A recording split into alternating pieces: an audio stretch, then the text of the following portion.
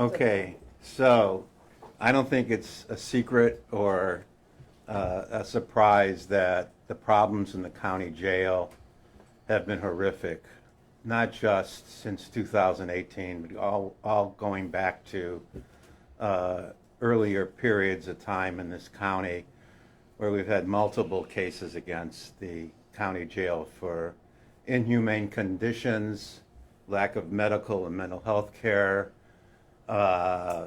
brutality, excessive force, sanitary issues. It's the whole list of things that were going wrong have never been addressed in a meaningful way. That is why we brought this lawsuit for the reason that they were, just trying to justify their way they ran the jail.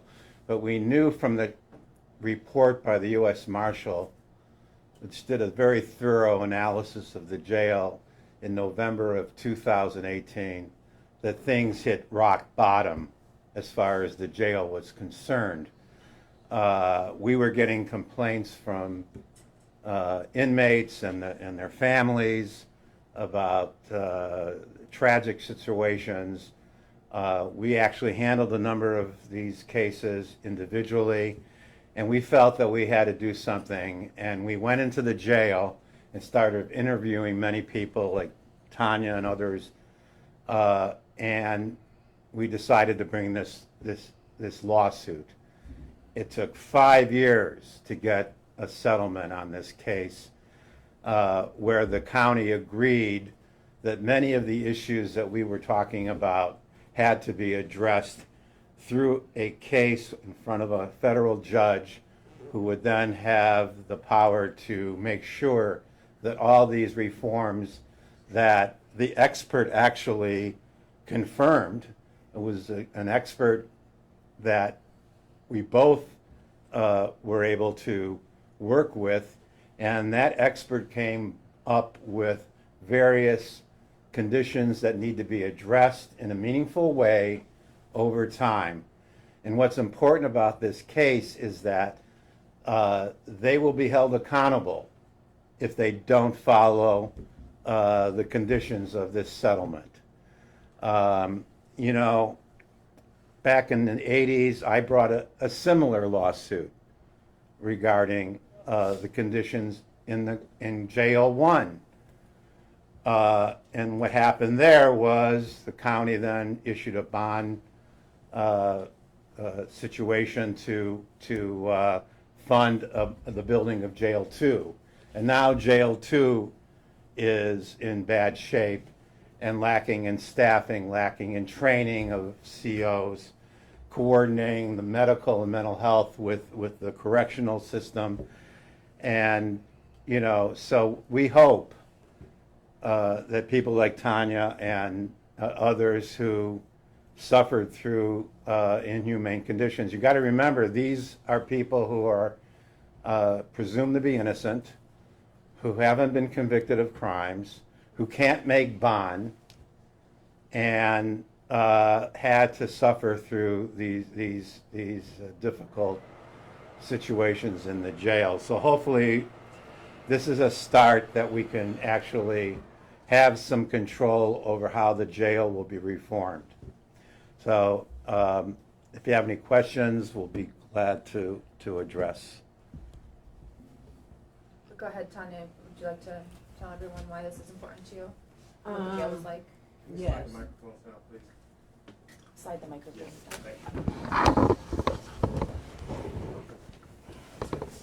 thank you. This lawsuit was important to me because I was there in 2018, and I shouldn't have been in there for one. It was because of somebody else, and they wanted me to testify against them, so they gave me the same charges that they had. So I had to go through all of that. They raised my bond to $100,000. So my parents, they couldn't get me out. They didn't have $100,000. So there I was. The people, like, I have mental health. I have bipolar disorder, and I'm in recovery. So I seen most of the people in there was mental health people. They had had addictions too. So it's like we sitting in jail for something that we need help for, and we wasn't getting the help that we needed down there. I was there. I got there in September of 2018. I didn't get medication till December of 2018 because my mom called down there and told the warden that I need my medication. I need to see someone. I had kites that I had wrote. I gave them to Sarah. She seen them. You know, they just didn't do what they were supposed to do until my mother called up there and told them that if something was to happen to me, they're going to have a problem. So then the warden, he took me down to medical. He took me down there himself and was like, she need to be seen right now. But if I didn't have people that love me and care about me, I wouldn't have had no medicine. There's no telling what they might have did to me. I have seen I had 2 asthma attacks, and the COs kept calling down there, and the inmates was bamming on the window, and was like, she's having an asthma attack. This happened twice. They didn't come to say it was a medical emergency. I didn't have one, but they had one. If I can't breathe, I could have died. You know, and it was just ridiculous. I spent over $1,000 in there just to eat. To eat commissary. I had to buy that to eat because the hot dogs was green. You know, it was ridiculous. The food was half cooked. So, you know, it's a lot going on down there. And I have seen the men in black put their hands on people because they asked them a question, why is this happening? You know, and they throw you up against the wall, might slam you on the floor. I done seen all of this with my own eyes. So it was just a lot. And I just feel like people shouldn't have to live like that. Even though they in jail, you shouldn't have to. It's sad. It's people dying in there. You know, it's a lot. Nobody should lose their family member because they not getting their medication or anything.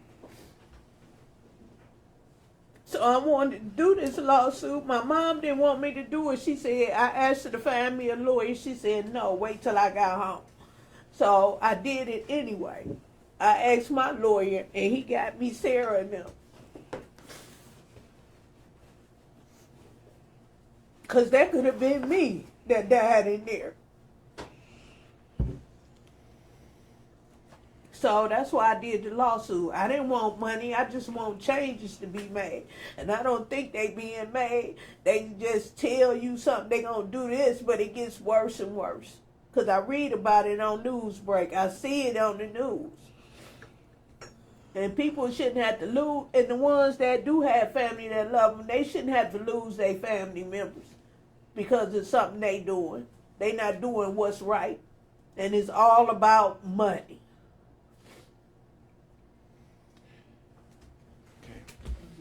Thank you.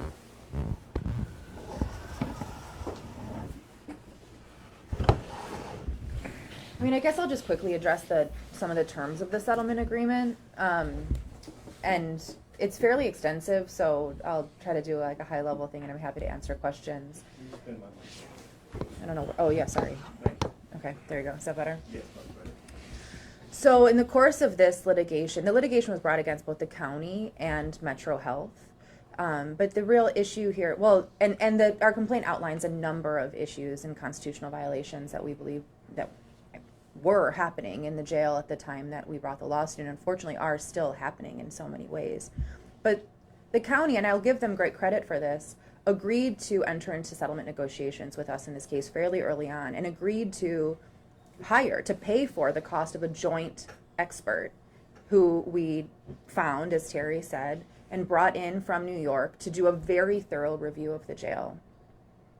and issue an expert report that has been now made public. So if you don't have that, let me know and we'll make sure that you get a copy of that report. And even just in the releasing of that report, the transparency of what was happening and I believe is continuing to happen is important. And that's one of, I think, the biggest points of the settlement agreement that is important. So for so long, so much that was happening in the jail was being protected. It was not being documented appropriately because reports were not being issued appropriately, were not being reviewed appropriately. And then it was difficult to make those things public. And part of what the outcome of this lawsuit is that more of that information will be made public. We have now rewritten a number of policies in the jail. Policies from excessive force, or from the use of force, to grievance procedures, to various conditions, rewrote the inmate handbook so that it's more clear and compliant with the policies. Disciplinary segregation policies have been rewritten. Access to medical care policies have been rewritten. Intake policies have been rewritten. All of that to come into compliance with the recommendations of the joint expert so that this jail, at least on paper, is closer to following constitutional standards, right? And the county has agreed to now train on all of these new policies. As Terry was intimating, the biggest problem is the culture of the jail. Listening to Tanya, it's so important to remember that these are humans being housed. These are humans. And so far, up to now, I think the culture of the jail has not been to recognize that. And so hopefully now with these new policies, the new training, and the commitment from the county, we can see more of that. Also in the settlement agreement, the county has agreed to hire contract monitors, and this is really important. The contract monitors will monitor the contract with the food service provider, which is Trinity right now, notoriously horrific provider, and Metro Health, or whoever the medical provider is.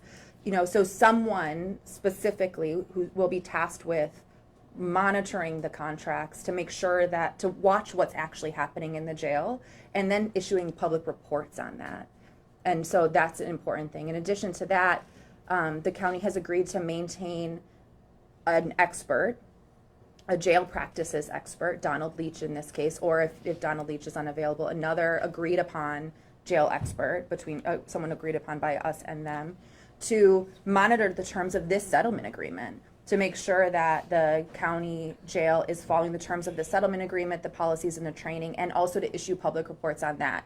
That person will do in-person inspection of the jail twice a month and issue reports on that. So, we're trying to open up the realities of what's happening in the jail, and hopefully with that, with some public scrutiny, we will have a better chance of holding the county accountable to the terms that they've agreed to here.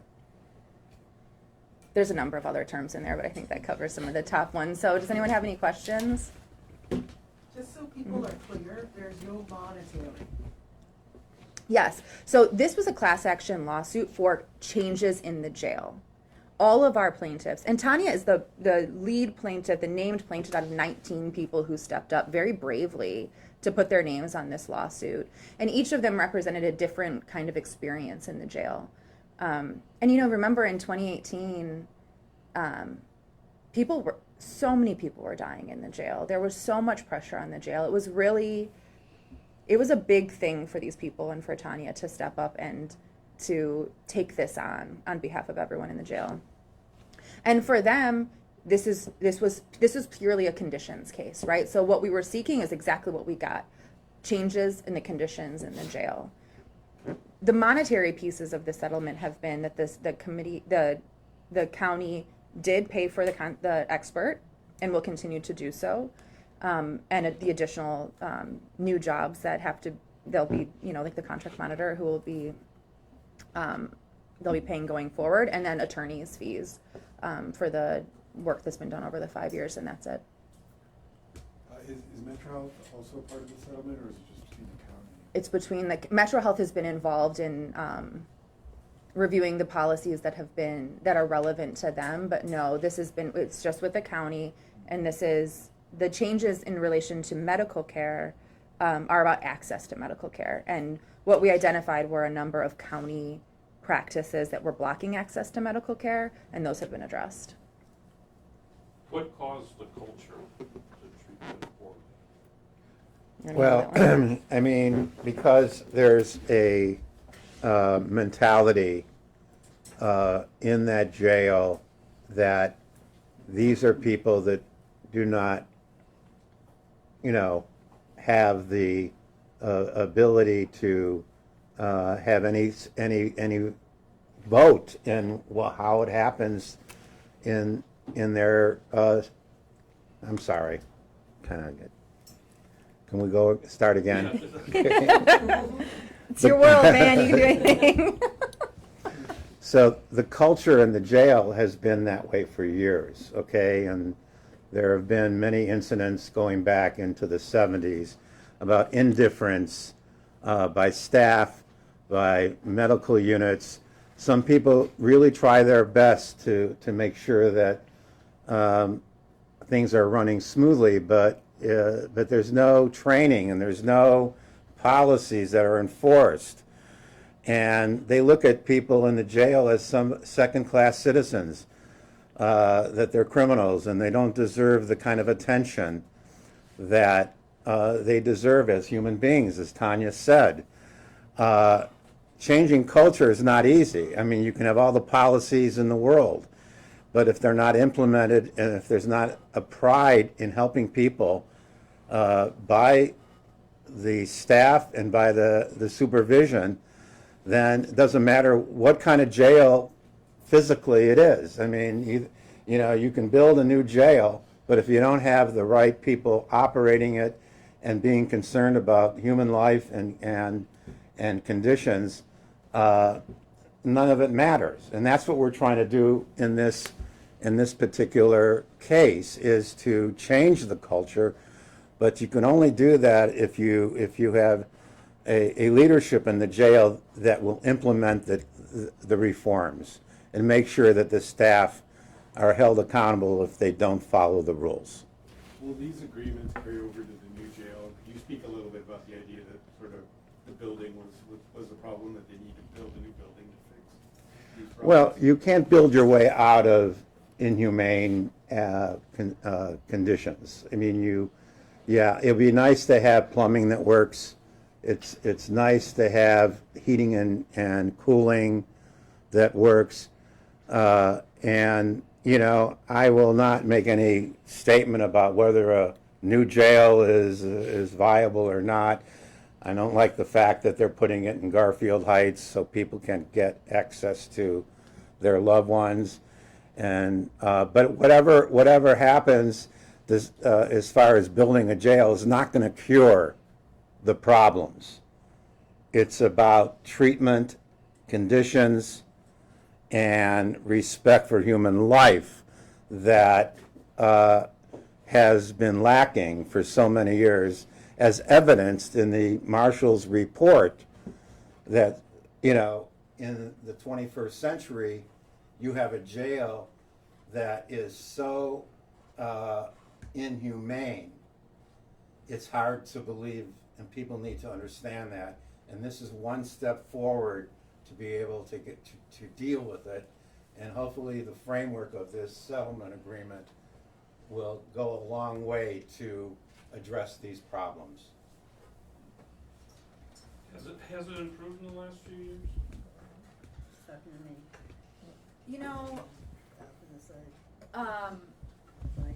I believe that the county would say that it has, and maybe it has in some ways.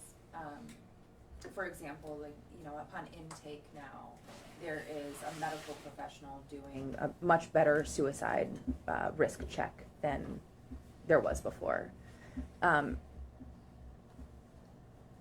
We are continuing, though, to get reports on nearly a daily basis about the horrific conditions, and a lot of that is stuff that's really fixable. Yes, infrastructure is a real problem, right? And that's going to remain to be a problem as long as people are housed in this particular jail. But the food is atrocious, and we're still getting reports there are bugs in food, still getting reports about spoiled food being served. We're getting reports about women who aren't getting access to feminine hygiene products. There's a lot still wrong in there. I mean, this is a problem that's national. I mean, it's not just Cleveland. The problems start with the courts and the bond issues. We could not address that in this lawsuit, but various aspects of the criminal justice system have to join in making sure that the ones that are put in jail pre-trial are dangerous, that they need to be there. Most of the people there just can't make the bond money, and they don't have the means to do so. Like Tanya was saying, $100,000 bond. I mean, you know, when the pandemic hit, the judges and the prosecutors got together, and within 1 week, they were able to reduce the jail population by 900 people. All right, that's all gone. Now we're very much up in the population of the jail, because judges are political. They oftentimes, you know, are nervous about setting reasonable bonds, and they stack up the population in the jail. So we need to get the stakeholders, not just the courts, federal court, to deal with this, but the county has to deal with it too, to make sure that the population of the jail is reserved only for the people that need to be there. And then we wouldn't need to have so many staff. We wouldn't need to spend as much money and of taxpayer money, and we could manage it. But it's a big problem, because a lot of the criminal activity that we see involves people who are either mentally ill or have substance abuse problems that need treatment, not being locked up 24 hours in a red zone where they have no programs, they have very few interactions with professionals to help them get through these problems that they have coming into the jail. And so we hope things will change, but you know, we have to be very cautious, we have to be very vigilant in making sure these reforms are implemented over time. Yeah, could you talk a little bit about how that'll work? Like, I saw in that report that it was based on inspections from like 2020. So when will there be kind of the first update to see what fixes have been made already? Sarah? I believe the first one is supposed to be within 180 days. Sorry. Most of the policies and training need to be initiated within about 120 or 180 days of the signing of the settlement agreement. So the first in-person inspection by the jail practices expert to determine compliance with this will be within that 180-day period. And then that report has to be made public. And those inspections will happen twice yearly until they're in substantial compliance, or at least for the next 4 years.